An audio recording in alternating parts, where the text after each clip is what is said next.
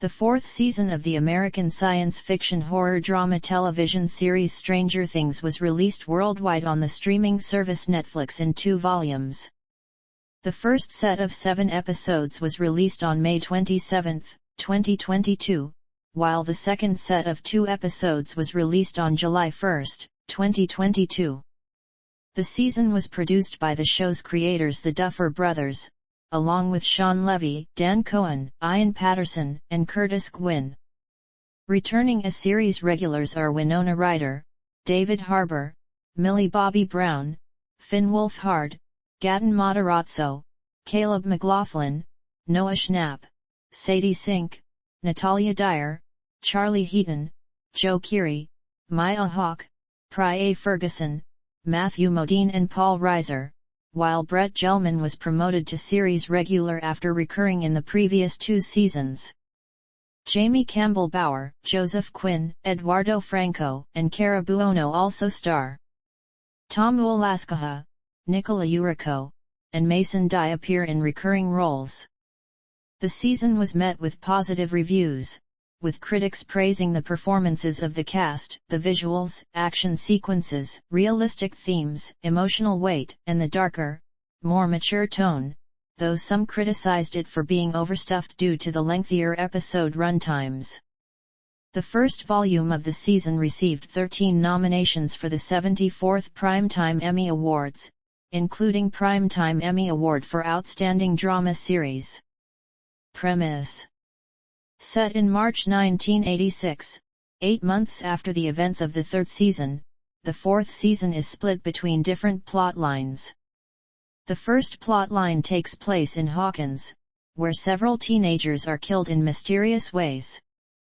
Eddie Munson, the leader of a Dungeons and Dragons group called the Hellfire Club, becomes the prime murder suspect and is hunted down by the Hawkins High School basketball team, led by Jason Carver, who believe that Eddie killed Jason's girlfriend, Chrissy Cunningham, using satanic powers. Dustin, Max, Lucas, Erica, Nancy, Steve, Robin, and Eddie investigate and discover that the murders were carried out by a powerful being that lives in the Upside Down, whom they later dub Vecna. The second plotline involves Mike visiting Eleven, Will and Jonathan at their new home in California.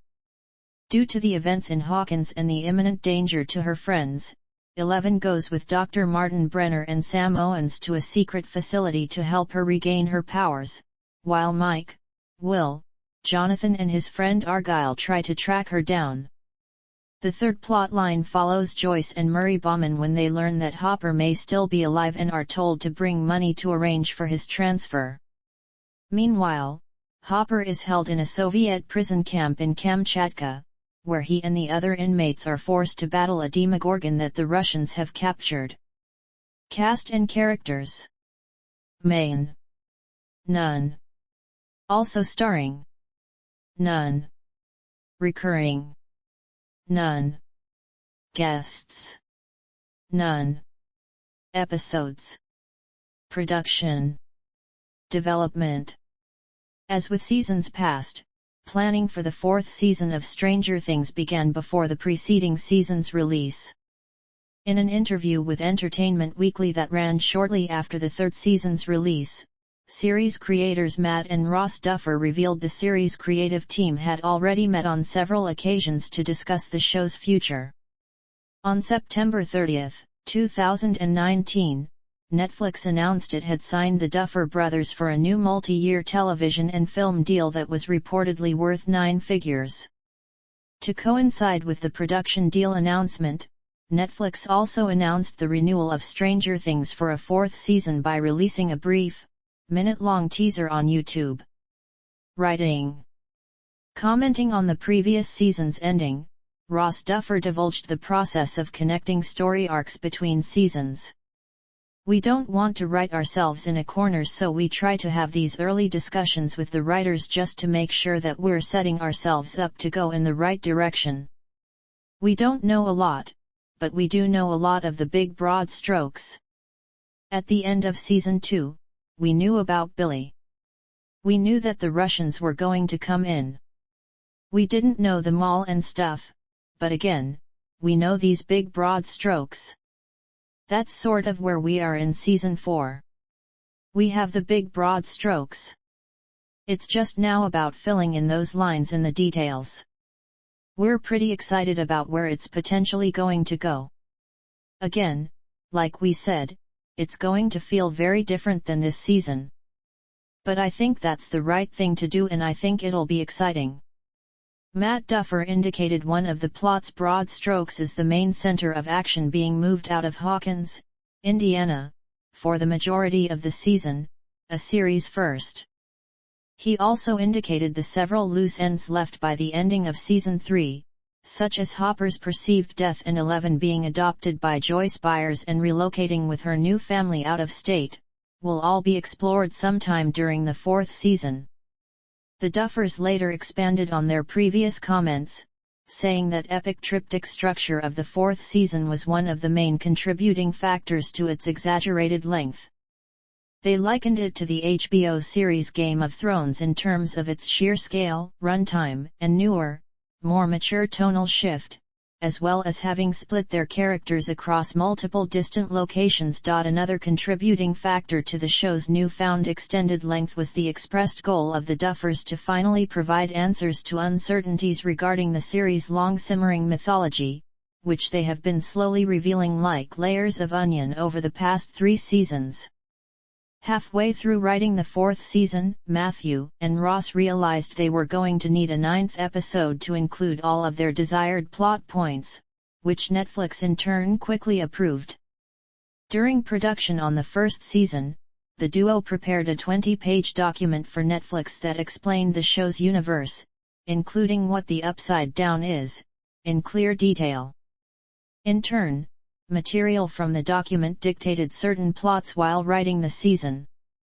The Duffers wanted to spend more time within the Upside Down in this season, as the narrative of the 3rd season gave them little opportunity to explore it further. Since the 4th season is the longest-running season produced so far, the Duffers and Netflix opted for a 2-volume release plan. In a letter from the Duffer brothers posted by Netflix, the duo revealed they wrote 9 scripts spanning over 800 pages, and that the 4th season is nearly double the length of any of the previously released seasons. In an interview on the Netflix podcast Present Company with Krista Smith, Ross Duffer discussed season 4's much more mature tone, which he indicated will be at least partially achieved by Into the Horror genre. When we pitched it to Netflix all those years ago, we pitched it as The Kids Are the Goonies in E.T. That's their storyline. And the adults are in Jaws and Close Encounters, and then the teens are in Nightmare on Elm Street or Halloween. But, this year, we don't have the kids. We can't do the Goonies anymore. And so, suddenly, we're leaning much harder into that horror movie territory that we love. It was fun to make that change. In a May 2022 interview with Entertainment Weekly on their Around the Table series, Finn Wolfhard stated that this season feels like 5 movies into one, comparing it to Scooby-Doo meets Zodiac Killer while also being a stoner action comedy and a Russian prison movie. The character of Eddie Munson is based on Damien Eccles, one of the West Memphis Three who was wrongly convicted in 1994 of the deaths of 3 boys due to his appearance, which residents tied to being part of a satanic cult. The writers drew from Paradise Lost, a documentary covering Eccles, for Eddie's story. As they had done with the Demogorgon from the 1st season, the Duffers opted to use the Dungeons and Dragons character of Vecna as the basis of this season's antagonist, something that the child characters would recognize and understand the dangers due to their familiarity through the role-playing game. While Vecna was not fully introduced in Dungeons and Dragons materials until 1990 through the module Vecna Lives, and only had been alluded to in the lore prior to that, the Duffers believed that Eddie was an advanced game master that was able to extrapolate how Vecna would behave for purposes of the show. Casting. By November 1, 2019, casting had begun to add 4 new male characters to the 4th season's lineup, with 3 of the roles being teenagers and 1 of them being an adult. The teenaged roles were characterized as ranging from a metalhead to an entitled jock to a character that sounds an awful lot like the twin of Fast Times at Ridgemont High stoner Jeff Spicoli, while the adult character was tied to the Russian storyline introduced during the third season. On December 3, 2019, it was confirmed by the show's writers' room that Maya Hawke's character Robin would be returning for the fourth season. On February 14, 2020, Netflix confirmed David Harbour would return as Jim Hopper and that Tom Wolaskaha had been cast as a Russian malefactor. Prye Ferguson's return to the series was confirmed in February 2020. That March, Brett Gelman's promotion to series regular was also confirmed. On October 27, 2020, it was reported that Maya Hawke's brother, Levon Thurman Hawke, was cast in an undisclosed role. On November 20, 2020, Jamie Campbell Bower, Eduardo Franco, and Joseph Quinn were cast as series regulars, while Sherman Augustus, Mason Dye, Nicola Urico, and Robert Englund joined the cast in recurring roles for the fourth season. Englund, best known for portraying Freddy Krueger in the Nightmare on Elm Street films, had approached the Duffers for a role in Stranger Things, which fit well with the direction they wanted to take this season. On June 9, 2021, Amabeth McNulty, Miles Truitt, Regina Ting Chen, and Grace Van Dien joined the cast in recurring roles for the fourth season. In the case of Bauer, he was initially announced as Peter Ballard, and credits for his role in the first 6 episodes were listed as Friendly Orderly. This was to hide the reveal that his character was the grown-up Henry Creel, who was the first test subject for Dr. Brenner and thus named one, and that he would become Vecna following his battle with 11. Filming. In February 2020, it was announced in a joint statement from the Duffer Brothers and Netflix that production had officially begun on the fourth season in Vilnius, Lithuania, at the recently decommissioned Lukics prison. After production wrapped in Lithuania, filming resumed in the United States in and around the Atlanta metro area, the primary production location of previous seasons. However, after 2 weeks of filming, all Netflix productions, including Stranger Things, were halted on March 16, 2020, due to the onset of the COVID-19 pandemic. A significant portion of filming occurred at Albuquerque Studios in New Mexico, which Netflix acquired in 2018. After several delays, filming resumed on September 28, 2020, in Georgia. On October 1, 2020, Natalia Dyer, Sadie Sink, and Gaten Matarazzo were all spotted filming scenes at the Hawkins Middle School and Hawkins High School sets. The three were also spotted filming scenes at the set for Dustin's house the following day. Filming took place in late 2020 around Rome, Georgia, including exterior shots of the Claremont house, which was used as the Creel house in the show. On January 27, 2021, Matthew Modine was spotted filming scenes in Atlanta. On March 15, 2021, set photos were leaked of a trailer park in Griffin, Georgia that was dressed with tendrils from the upside down. In June 2021, David Harbour said filming was set to wrap in August. The same month, Joe Keery, Sadie Sink, Natalia Dyer, Maya Hawke, Prye Ferguson, and Caleb McLaughlin were spotted filming a scene that involved buying weapons from a store. In August 2021, a fire with no injuries near one of the filming sets was reported.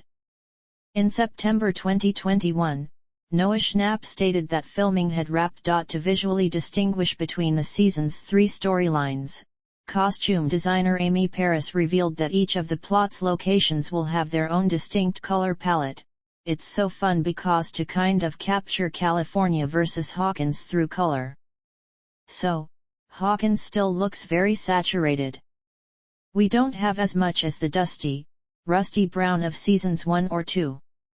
And in California, we get to incorporate baby pinks, and fun teals and purples. It's way more sun-soaked and saturated as opposed to the richer colors of Hawkins.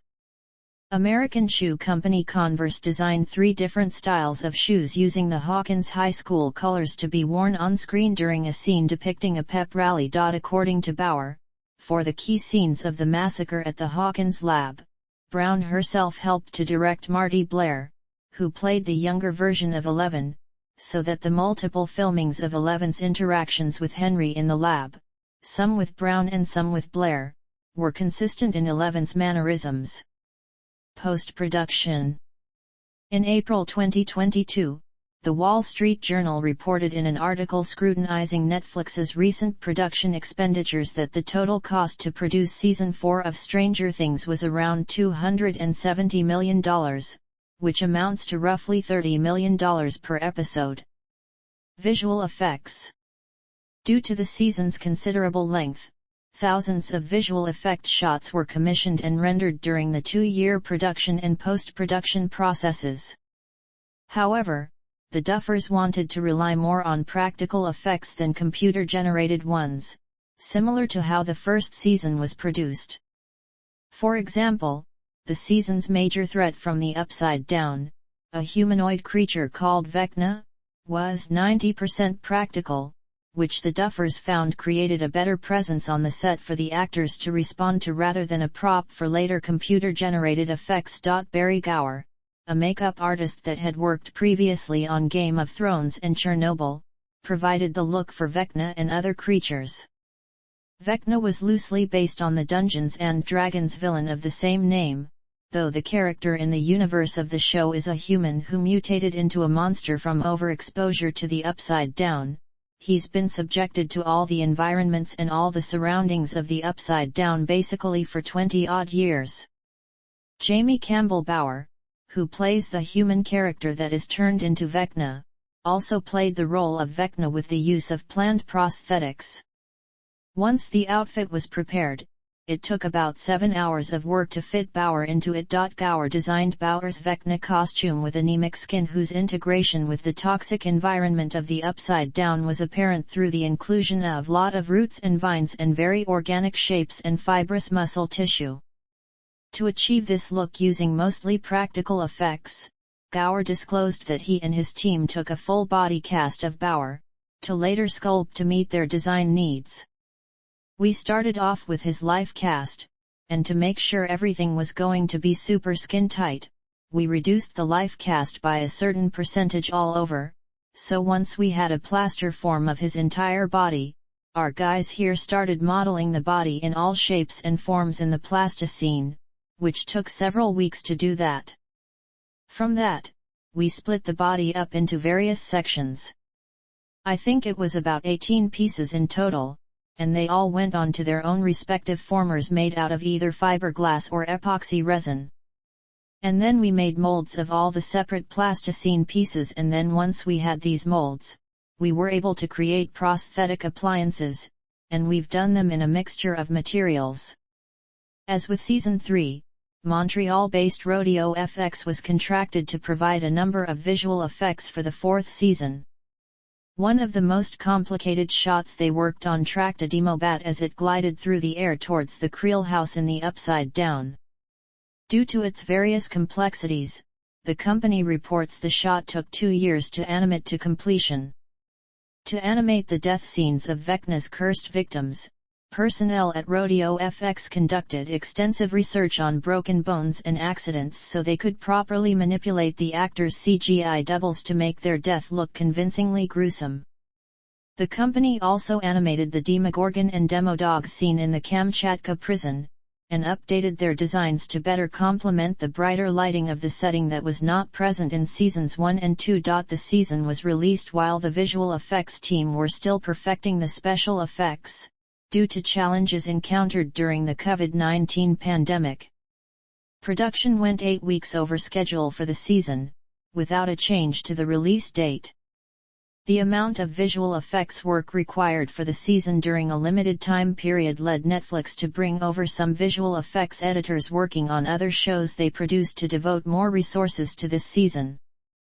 The Duffer Brothers said that they updated certain visual effects shots in the season's first volume during its initial release weekend, a practice Netflix has not allowed for any of its past releases. Similarly with Volume 2, a number of visual effects shots had finished rendering the morning of June 30, a day before the release. The season finale was originally uploaded with an estimated 20 unfinished visual effects shots to meet the release deadline. In all, Season 4's 2.5-hour finale had more visual effects shots than the entirety of Season 3. 3 weeks after the season's release, the visual effects team was still updating visual effects shots at the request of the Duffer Brothers. Music. Both volumes of the original soundtrack album for the fourth season, titled Stranger Things 4, were released digitally on July 1, 2022, via Lakeshore and Invada Records. Like the previous 3 seasons, the soundtrack was composed by Kyle Dixon and Michael Stein of the electronic band Survive. Both volumes will be also released on physical formats such as CD and vinyl. The non-original soundtrack companion album for the season, titled Stranger Things, music from the Netflix original series, Season 4, was released digitally in 2 volumes by Legacy Recordings on May 27 and July 1, respectively. Kate Bush's Running Up That Hill is featured multiple times during the season, including as part of the key scene in Episode 4 with Max escaping from Vecna. The Duffers had envisioned a powerful emotional song for Max and had tasked music supervisor Nora Felder to determine which song would be used. Felder came upon Running Up That Hill, which the Duffers agreed was a great fit for both the music itself and the theme of dealing with God. Felder knew that Bush had been cautious on music licensing before, but after contacting her, Felder learned Bush was a fan of the show, and after reviewing the script pages where the song would be used, Bush agreed to clear licensing rights to the song for the show. The song saw a resurgence of popularity with an increase of over 8,700% on streaming charts, reaching the second most heard song on Spotify playlists in the United States and the 4th most song for worldwide charts. Metallica's Master of Puppets was prominently featured in the season finale when Eddie played its guitar riffs and solo as music to lure and distract demo bats in the Upside Down.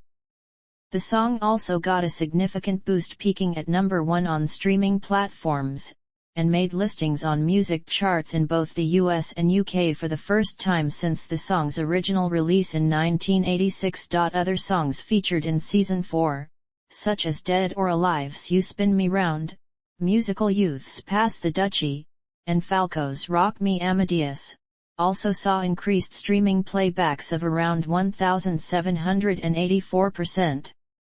The final 2 episodes of the season featured period music and classic rock songs such as Susie and the Banshees' Spellbound, James Taylor's Fire and Rain, Rick Derringer's Rock and Roll, Hoochie Coo, and Journey's Separate Ways. Marketing. The season's official announcement showed a ticking grandfather clock in the Upside Down and ended with the tagline "We're not in Hawkins anymore," which led many news outlets to speculate the show's setting would be relocated to Russia. A teaser was released on February 14, 2020, showing that Hopper was still alive. On October 2, 2020, the show's various social media accounts posted 2 photographs from different sets, a poster for a pep rally hanging in a hallway at Hawkins High, and a clapperboard in front of a grandfather clock in the Upside Down, a scene that was first depicted in the season's initial teaser trailer. A second teaser was released on May 6, 2021. On August 6, 2021, a sneak peek was released featuring most of the core cast and announcing that the show would return in 2022. On September 25, 2021, a third teaser was released, showcasing the house that was previously owned by the Creel family. The final teaser was released on November 6, 2021, and showed inside Will's and Eleven's lives in California, with the episode titles for the season being revealed on that same day. On February 17, 2022, the social media accounts associated with Stranger Things released 4 teaser posters, one to coincide with the 4 teasers that were previously released, and a 5th poster, announcing the release date of both volumes. On March 23, 2022, Netflix released various stills from the upcoming 4th season. On April 12, 2022, the first official trailer was released online. On May 20, 2022, the first 8 minutes of the season's first episode were released online. Release. The 4th season was released on the streaming platform Netflix in 2 volumes. The first volume with 7 episodes was released on May 27, 2022, while the second volume with 2 episodes was released 5 weeks later on July 1, 2022. The season's release occurred 3 days after a mass school shooting in Uvalde, Texas, where a gunman fatally shot 21 people. In the aftermath of the tragedy, and considering that the first episode's cold open a scene that had been released as an online tease 1 week before the premiere features graphic images of dead bodies including those of children's, Netflix added a warning card before the prior season recap that automatically plays before the episode. The card, which is shown only to viewers in the United States, reads as follows. We filmed this season of Stranger Things a year ago.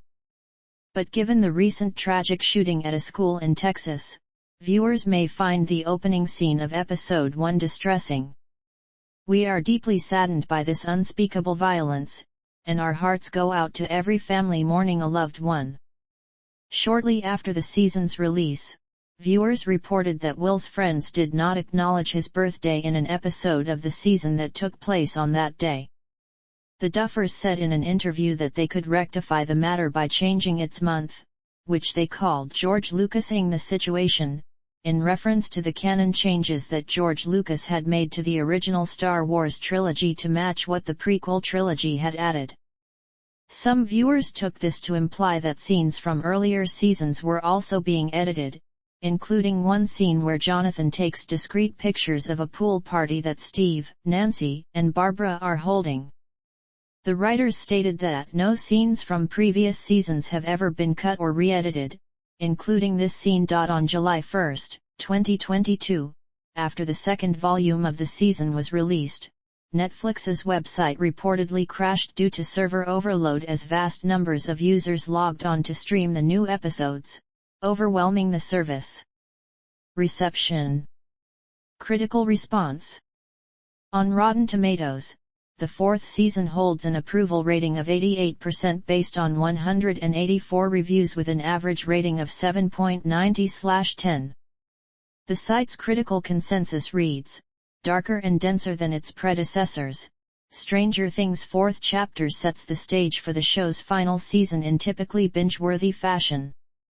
On Metacritic, the 4th season's first volume has a score of 69 out of 100, based on 28 reviews, indicating generally favorable reviews. The second volume has a score of 72 out of 100, based on 17 reviews, also indicating generally favorable reviews. Reviewing for the AV Club, Solani Gadger gave the season a B+ and said, Stranger Things still injects an enthralling backstory into its well-established universe. It's an indication that the final 2 episodes of Volume 2, despite its movie length, will only elevate Season 4. The Guardian's Jack Seal gave it a 4 out of 5 stars and summarized it by saying, Stranger Things is bigger, older, somewhat sadder, and as lovable as ever. Tilly Pierce of Digital Spy also rated it a 4 out of 5 stars and said Stranger Things continues to be the beautifully addictive nostalgic thrill ride we know and love. Season 4 is without a doubt the strongest offering to date and by far the most ambitious. Tara Bennett from Paste gave it a score of 8.1 out of 10 and wrote, There's a lot to love about Stranger Things Season 4, especially when it comes to some of the character progression and the change in vibe which fully embraces the tropes of the best of 80s horror.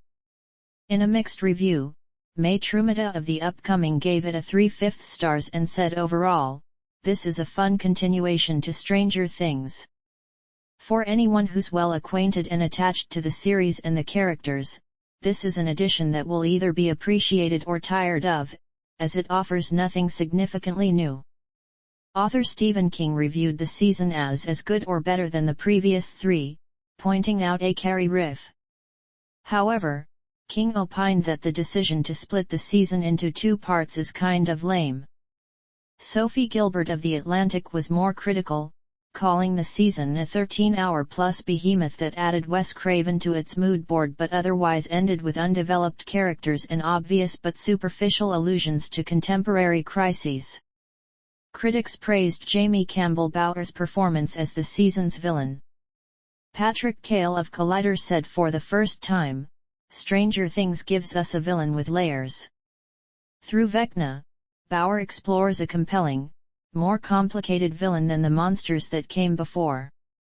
From his traumatic childhood as Henry Creel to the abusive experiments he went through as one and finally to his role as the Mind Flayer's top general, Vecna is the perfect villain to pit against 11. Another Collider writer, Robert Bryan Taylor, stated, "He's a compelling presence from the moment he first appears. From there his performance continues to shape-shift from intriguing to imposing to menacing," and called his monologue scene in Episode 7 as hypnotizing and further deemed the scene as Stranger Things at its best. Vulture's Devon Ivey wrote, "Has the distinction of embodying 3 characters, each more unsettling than the last, as the episodes unfurl, a friendly Hawkins laboratory orderly, Henry Creel, aka 1, and the most significant villain of the series thus far, Vecna." TV Line named Joseph Quinn the Performer of the Week on May 28, 2022, for his performance in the episode Chapter 1, The Hellfire Club, writing, "Quinn took the teenager in short order from curious to concerned, then from panicked to so utterly horrified that he let out the kind of shriek that other shrieks hear and go, whoa." All in all, Quinn's debut was as auspicious as they come. Caleb McLaughlin was also named the Performer of the Week on July 9, 2022 for his performance in the season's final episode Chapter 9, The Piggyback. The site wrote, "After Vecna's brutal assault of Max, McLaughlin unleashed Lucas Payne with a rawness and urgency that still haunts us. McLaughlin had just shown us what an empowered young man his alter ego had become." TV Line gave Sadie Sink an honorable mention on June 4, 2022 for her performance in the episode Chapter 4, Dear Billy, writing, "Sink not only nailed the tasks while still maintaining the edge that her character had received upon enrollment in the School of Hard Knocks, she also played Max's bittersweet monologue to her late stepbrother with a mixture of sincerity and regret that all but defined the word heartbreaking. Millie Bobby Brown was also an honorable mention on July 2, 2022 for her performance in the penultimate episode Chapter 8, Papa. The site wrote, "Brown unleashed a pain and fury that was every bit as impressive as her character's powers." Later, when Jane was offered a chance to rewrite history, in a manner of speaking, Brown beautifully, wordlessly played the emotions that were roiling inside of her alter ego. The scene was complex, deep, and tricky to navigate, especially without any dialogue on her part. Yet Brown led us through it as surely as a lantern through a dark night. Accolades.